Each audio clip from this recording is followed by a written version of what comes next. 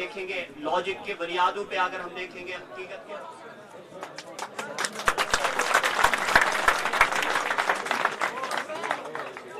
who walks in the shadow of a temple along with his followers. आप लोग भी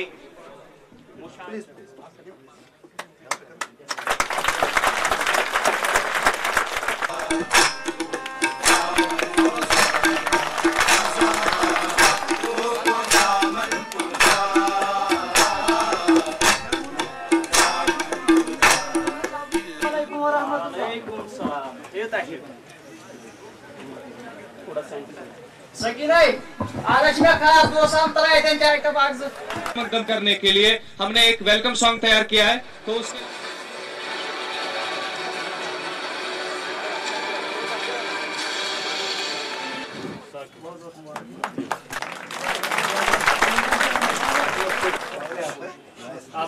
big hand शाबाश शाबाश। ये फैसला किया था कि हर डिस्ट्रिक्ट में